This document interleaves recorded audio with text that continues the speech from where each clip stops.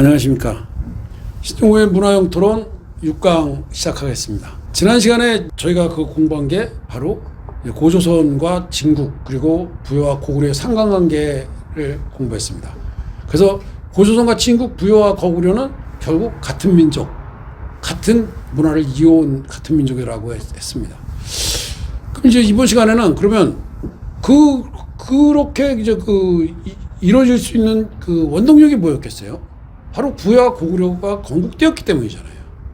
그러니까 고조선이 멸망과 함께 가장 넓은 면역력을 찾아왔고도 신조선의 자리에 부여와 고구려가 건국되지 않았다면 만주를 지배하는 맥을 끊어졌던 거죠. 예를 들어서 이민족인 한족이 들어오거나 이랬다면 그건 끊어졌을 거 아니에요. 그런데 그러지 않았던 건 바로 그 자리에 부여와 고구려가 건국됐다는 거예요. 그리고 3조선 중 하나인 말조선이 망한으로 국호를 받고 진국을 이끌며 한반도에서 고조선 문화를 계승한 것도 아주 소중한 역사잖아요. 고조선과 그래서 부여와 고구려, 진국의 건국의 의의는 바로 문화를 쭉 이어온 역사를 쭉 이어온 우리 한민족이 만주와 한반도의 문화와 역사를 이어온 게 그 의의입니다. 그런데 고구려 건국이 그러면 그렇게 따지면 BC 108년에 한사군이 한나라가 침입하고 고조선이 멸망했는데 고구려가 기원전 37년에 생겼다면 문제가 되는 거잖아요. 왜? 고구려가 기원전 37년에 생겼다면 부여가 아무리 빨리 생겨봐야 고구려에서 이렇게 더해주고 이래야 되니까 그러면 뭐 부여의 이대왕인 대소 동생으로 자란 게 물론 의붓동생이지만 그게 고주몽인데 그러면 부여가 뭐 기원전 100년도 안 되는 거잖아요. 빨라봐야 100년인데. 그럼 기원전 108년에 이미 한사군이 침입해서 만주가 침해를 당한 거예요. 그러면 과연 거기서 고구려가 다시 일어날 수 있을까? 뭐 이런 등등 여러 가지를 따졌을 때 고구려는 그게 아니라 고구려 건국연대가 기원전 100 몇십 년 삭감됐다. 아무리 역사를 두들겨 맞추려고 해도 이게 안 된다. 라고 주장하신 분이 바로 신채호 선생님입니다. 신채호 선생님은 백제, 동부여, 가라, 옥전 뭐 이런 걸 뭐 다 이렇게 따져보니까 고구려 건국연대가 거기서 100 몇십 년, 적어도 190년이라고 그러셨어요. 190년 앞으로 가지 않으면 이거는 뭐가 안 된다. 안 받는다. 기원 190년을 가는 게 아니라 기원전 190년 그래서 몇십 년이 왔다 갔다 전후로 몇십 년 왔다 갔다 생기지 않으면 우리 역사는 맞을 수가 없다. 라고 말씀하셨어요. 그거를 신채호 선생님만 그러신 게 아니고 시간이 지나면서 이제 뭐 남한의 뭐 임승국, 이기백, 이일걸 그런 학자들이나 북한의 강인숙, 이지린 이런 학자들이 고구려 건국 신라보다 앞서야 되고 그것도 100 몇십 년, 뭐 신채호 선생님은 기원전 190년 전후라 그러셨지만 하지만 그 정도는 가야 뭐가 이렇게 맞는다라고 이제 주장을 한 거예요. 그래서 많은 학자들이 연구를 했지만 몇 년이다라고 단언한 사람은 없었어요. 쭉.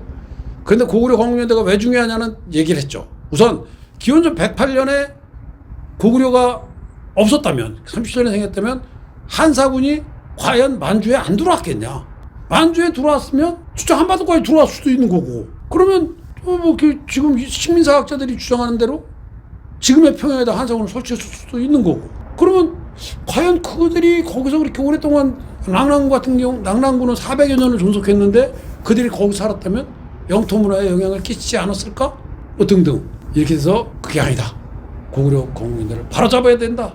라고 이제 학자들이 주장을 하기 시작한 겁니다. 그래서 고구려 건국연대를 바로잡아야 되는 이유를 이렇게 쭉 주장하는 일반적인 학설을 보면 첫째, 이래서 고구려 건국연대가 소속돼야 된다라는 거예요. 광개토 경평항 호태양릉비에 광개토 대양릉비에 보면 추모항이 17세손으로 돼 있어요. 근데 삼국사기에는 13세손 혹은 12세손이라는데 이건 이제 시조를 넣냐 안 넣냐의 차이니까 12세손으로 기록되어 있어요. 그럼 여기 5세손은 어디로 도망간 거야? 여기서 5세손을 까먹어서 연도를 축소시켰구나 라는 게 첫 번째예요. 그 다음에 유국구백년설 당나라 시어사 가한충이 당고종이 이제 고구려를 침략한 신라하고 나당연합군 뭐 이래가 고구려 침략한 왕인데 그 왕한테 뭐라 그러냐면 고구려 비기에 고구려는 900년이 되지 못해요. 80장수에게 망한다고 되어 있습니다. 근데 지금 고구려가 건국한 지 딱 900년이 고구려 건국한 지 900년이 다 돼갑니다. 그러니까 고구려는 이제 망할 겁니다. 그리고 제 나이가 80이 넘었습니다. 그러니까 그 말이 딱 맞는 말입니다. 라고 그래요. 이거는 적장이 연구를 많이 했을 거 아니에요. 저 상대방을 침략하면서 그러면서 한 소리이기 때문에 신빙성이 있는 거죠. 그 다음에 삼국사의 사론에 보면 그 김부식이 아주 이게 그 중국한테 사대주의적으로 사론을 많이 썼어요. 그래서 고구려는 뭐 건방지게 굴어서 뭐 망했다 뭐 이런 식으로 중국한테 신라는 중국한테 잘해서 저 뭐 흥했고 뭐 이렇게 썼는데 거기에 보면 고구려는 진한의 동북모퉁이에 끼어 있었다 그래요. 진나라는 기원전 221년에서 기원전 206년까지고 한나라는 기원전 206년에서 기원 후 220년까지거든요. 그러면 진한의 모퉁이에 끼어 있었다면 221년에서 그 220년 그 한 그렇다고 치더라도 진나라 모퉁이에 끼어 있었다면 한나라는 뭐 당연한 거고 진나라 모퉁이에 끼어 있었다면 기원전 221년에서 206년 사이에 생겼어야 되잖아요. 그렇죠? 만약에 그렇지 않으면 한나라 동북 모퉁이에 끼어 있었다 그래야죠. 기원전 37년이면 진나라가 기원전 206년에 망했는데 어떻게 진나라 동북 모퉁이에 끼어 있을 수가 있어요. 그렇죠? 끼어 있었다는 말 자체가 사대주의적인 표현이지만 자우지가 어쨌든 동북 쪽에 있었다는데 그게 어떻게 기원전 206년에 있는 진나라랑 그 진나라 동북 모퉁이에 있냐고요. 그렇죠? 그러니까 기원전 206년보다는 전이라는 거예요, 무조건. 그다음에 기원전 107년에 이제 그 현토군이 있습니다. 기원전 108년에 그 한나라가 들어와서 근데 그때 고구려현이라는 지명을 만들어요. 그래갖고 거기에다가 고구려에서 잡아온 사람들이라 그러죠. 넣거든요. 그럼 고구려는 나라도 없는데 어떻게 고구려현을 만들어요? 기원전 107년에? 그러면 나중에 고구려가 뭐 현토군이 세웠던 고구려현을 보고 나라 이름을 고구려라고 적겠어요? 그러니까 이게 뭐 진짜든 아니든 간에 자우지가 이때 고구려현이라는 걸 졌다는 건 고구려에 잡아온 사람들이 가두는 데라고 고구려현이라고 졌다는 거는 사실 여부를 떠나서 고구려라는 나라가 있었다는 거죠. 그렇죠? 그래 구체적인 연도를 제시하기보다는 근데 이제 이런 거를 갖고 한 200년은 이제 소급돼야 된다. 그래서 왜 221년에서 기원전 221년에 206년 사이에 생겨야 되고 기원전 107년보다는 훨씬 전이어야 되고 그리고 그 고구려가 망할 때 이미 900년이면 그렇게 돼 그 정도는 앞서야 되는 거 아니냐라고 이제 주장들 하신 거예요.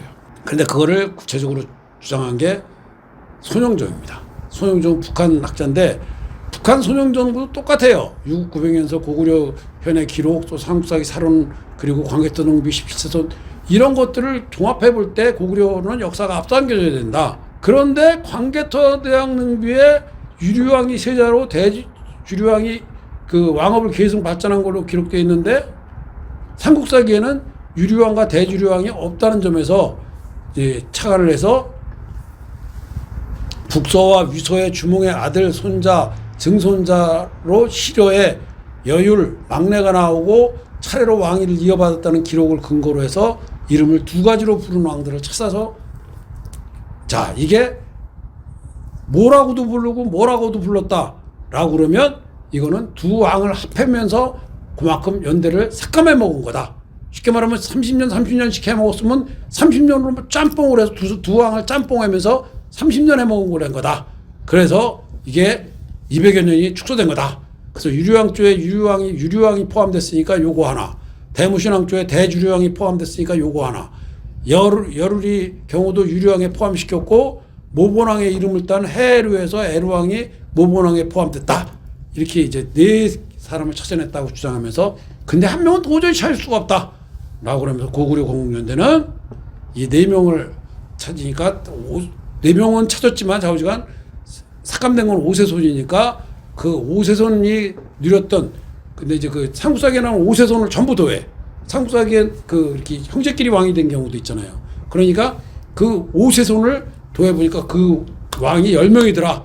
그러면 그 왕 10명을 합한 제연수가 267년이니까 기원전 267년 플러스 37년, 기원전 37년 하면은 삭감된 267년이 삭감된 걸로 잡고 그 10명의 제기간이 삭감된 걸로 잡고 37년이니까 그럼 313년 그러면 고구려가 진한 모퉁이에 끼어 있었다 그러니까 끼어 있었다는데 진나라가 중국을 그 통일한 기원전 221년에 고구려랑 국경을 마주해야 되니까 그 이전이면 277년이다. 아 그래 고구려 건국연대는 기원전 277년이다라고 1990년에 그 고구려 건국연대에 관한 그 논문을 발표합니다. 그래서 북한에서는 지금 고구려 광복연대가 기원전 217년이라고 교과서에 딱 실리고 공인돼 있어요. 그런데 제가 그걸 보니까 1990년에 그걸 했는데 그때는 제가 그때 바로 그 책을 입수를 못해서 못 봤는데 그 후에 제가 역사과학이라는 그 북한 책이거든요. 그 후에 우리나라 이제 그 북한 책이 이렇게 들어오고 막 그랬잖아요. 그래서 제가 역사과학을 읽어보니까 그래서 아니다 이거 잘못됐다. 저도 고구려 광복연대가 잘못된 걸 알고 그 연구를 이제 계속 하고 있었는데 왜? 고구려 광복연대가 기원전 277년이면 고구려는 진한의 동쪽이 아니라 연진한의 동쪽이어야 돼요. 즉 연나라랑 그 221년 전에 연나라랑 국경을 마주하고 있었거든요. 그러니까 손영종 스스로도 그 연나라가 고구려 국경을 마주하다가 기원전 220년에 멸망했다고 써놨어요. 거기다가 자기 논문에다. 그래놓고 나서는 217년이라는 그 오류를 범한 거예요. 진나라랑 국경을 마주해야 된다. 진나라랑 국경을 마주할 이유가 없는 거죠. 왜? 번조선이 진나라랑 국경을 마주했지 고구려는 신조선 그쪽에 있었다 그러면 국경을 마주하지 않아도 되잖아요. 그런 경우도 있고 또 설령 고구려가 진나라랑 국경을 그 마주한다 그래도 꼭 221년 전에 생겨 있다가 마주할 필요는 없는 거잖아요. 중간에 생겨도 되는 거잖아요. 그렇죠? 그러니까 자기가 그 스스로 오류를 범한 거죠. 왜 221년 전에 생겨야만 국경을 마주합니까? 220년에서 206년 사이에 생겨도 되는 거잖아요. 그렇죠? 그거는 뭐 상식적인 거죠. 그 다음에 자기 스스로도 연나라가 220년에 고구려랑 국경을 마주했다 그래 놓고 나서는 그 전에 생겨야 됐다? 그건 좀 말이 안 되는 거죠. 그 다음에 오세손이 사라졌는데 10명의 왕을 도한, 오세손을 전부 왕을 도한다는 건 그거는 모순이죠. 왜? 손영종 자신도 3명은 그 중에 3명은 부자지간이라 그랬어요. 분명히. 아까 말씀드렸잖아요. 그런데 3명을 빼면 그러면 10명이 아니라 7명이 돼야죠. 그러니까 10명을 다 되는 건 무의미한 거예요. 그리고 그 고구려 그 왕을 보면 초기에는 어느 나라든지 그래요. 나중에 우리 조선도 마찬가지. 우리가 흔히 이시조선이라는 조선도 보면 부자지간에 쭉 내려가지는 않잖아요. 무슨 세조가 반란을 일으켜서 그 단종 죽이고 지가 왕 되고 또 태종이 그전에는 태종이 또 왕자연한 일으켜서 그러니까 이게 그렇게 뭐 이렇게 평탄하게 이렇게 부자 세습이 되는 게 아니거든요. 고구려도 똑같았어요. 그래서 모본왕이 어리다고 안 된다 그러니까 모본왕 삼촌이 했다가 또 모본왕으로 갔다가 하여간 왔다리 갔다리 그래서 이 세손이 형제끼리 했다가 조카한테 갔다가 삼촌한테 가고 막 이래요. 초기엔 다 그래요. 그러니까 그 10명을 그렇게 오세손이라서 10명을 도우면 안 되고 오세손이 삭감됐다는 건 5명이 삭감됐다고 보는 게 옳죠. 그래서 5명이 삭감됐다고 보는 게 옳다는 거예요. 그래서 손영종의 이론에는 좀 무리가 따른다. 자, 오늘은 시간이 됐으니까 우선 여기까지만 하고요. 다음 시간에 그 고구려 광복연대에 대해서 계속 이어가겠습니다. 예, 감사합니다.